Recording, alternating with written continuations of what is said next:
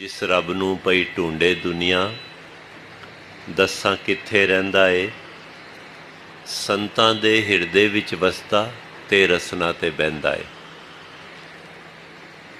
ये जो ज्ञान की बात हो रही है यहाँ पर, वो ज्ञान क्या है? 2 मिनट के लिए इस पर बात करते हैं, फिर मुख्य बात पर, इस शब्द पर आते हैं। वास्तविकता में हम सब शरीरों में हैं, पर शरीर नहीं है। हमें कुछ समय के लिए ये शरीर प्राप्त होता है और इंसान को इस बात का ज्ञान रहता है कि मैं ये शरीर हूँ।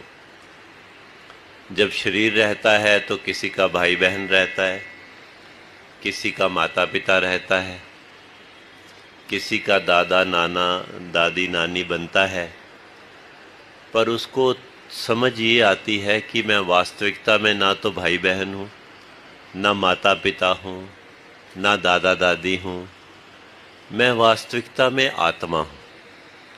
यहाँ से ज्ञान आरंभ होता है। भगवान श्री कृष्ण भी कहते हैं कि हे अर्जुन, जन्म से पहले हम सब अप्रगट थे, जन्म होने के बाद हम नज़र आने लग गए, लेकिन बाद में फिर अप्रगट हो जाएंगे, फिर अदृश्य हो जाएंगे। तो मूल बात जो ज्ञान को समझने वाली है वो ये है कि मैं आत्मा हूँ और मैं परमात्मा से चला हूँ। मेरी यात्रा परमात्मा से आरंभ हुई है और इस यात्रा में अनेकों जन्म लेने पड़ते हैं और मैंने भी लिए होंगे। तो इस यात्रा का पूर्ण विराम कोई है, या जब मैं इस शरीर को छोड़ता हूँ उसके बाद फिर इन्हीं जन्मों में पुनराजन्म के चक्र में आता हूँ? जो ज्ञान की बात है वो ये है कि ये ठीक है, परमात्मा से अलग होके अनेकों जन्म लिए होंगे, लेकिन ये जो मनुष्य का जन्म है इसके लिए संतों महापुरुषों ने कहा है कि इस मनुष्य जन्म को प्राप्त करने के पर एक अवसर होता है हर इंसान के पास, क्योंकि वो स्वयं आत्मा है। ये परमात्मा इसका घर है, ये ईश्वर निरंकार पार ब्रह्म अल्लाह गॉड वाहे गुरु जिस भी नाम से इसे पुकारें, ये इसका घर है। अगर सतगुरु जीवन में आ जाते हैं, संत महात्मा कृपा करके सतगुरु तक ले जाते हैं, तो सतगुरु कृपा करके इस निरंकार पार ब्रह्म का दर्शन करा देता है। और अगर ये दर्शन हो जाता है तो फिर ये आत्मा को बार बार जन्म मरण के चक्कर में नहीं आना पड़ता, इसको फिर मुक्ति की तरफ यात्रा मिल जाती। तो ये बात आज जो हमारे सामने शब्द आ रहा है वो ये कह रहा है कि ज्ञान लेकर ज्ञान का है जिसने ना उपयोग किया, उसको लाभ मिला ना कोई, ना उसने आनंद लिया। अब ये हम सब के लिए बात हो रही है जिनको सतगुरु ने कृपा करके ये ज्ञान दिया और कहा कि तू शरीर नहीं है, तू आत्मा है। जिस घर में तू रहता है वो घर तेरे लिए थोड़ी देर का है, जो मैं तुझे घर दूंगा वो तेरा परमानेंट ठिकाना है।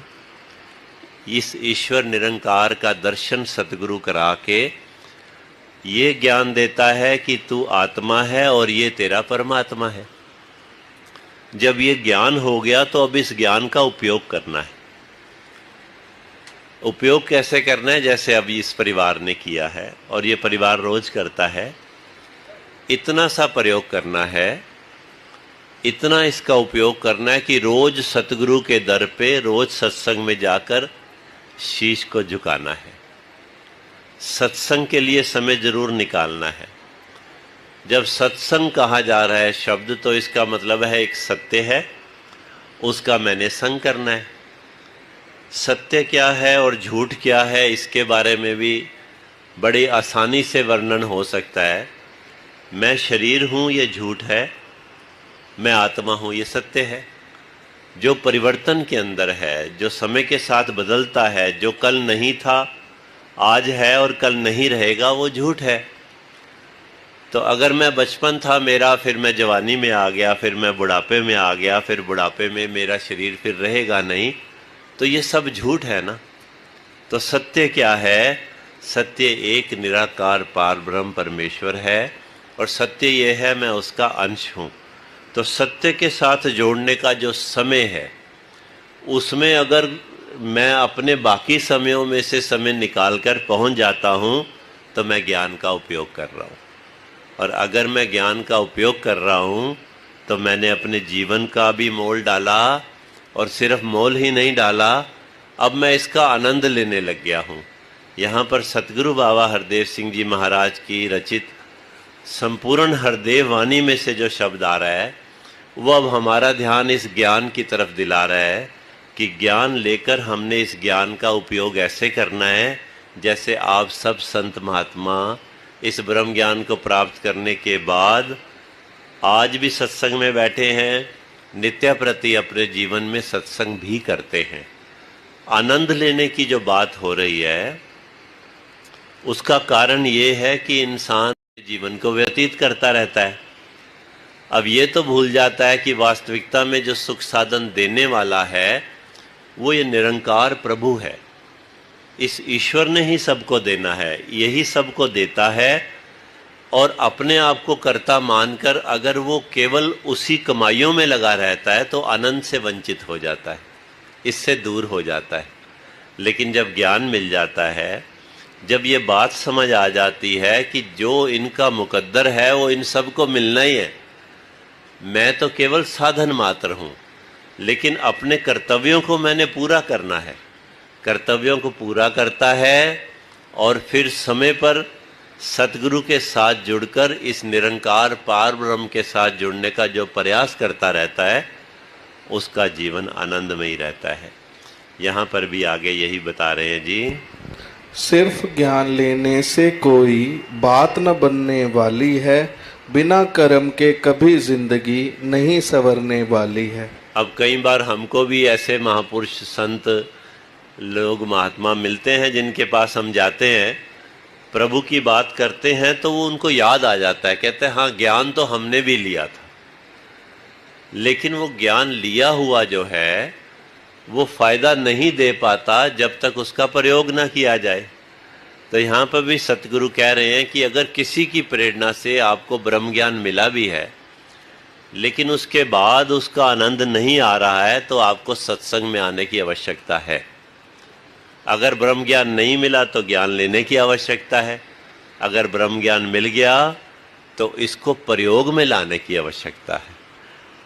सत्संगत जी, अगर कोई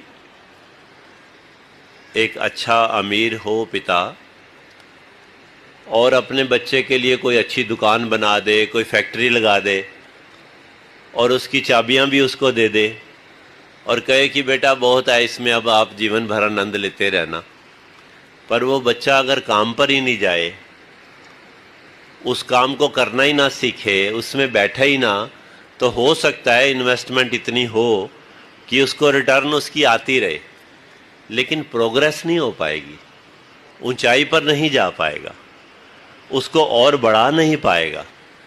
इसी तरह से ब्रह्म ज्ञान प्राप्त करने में ब्रह्म ज्ञान अपने आप में संपूर्ण है, पर इसका आनंद कब आता है? जब इसको प्रयोग में लाया जाता है।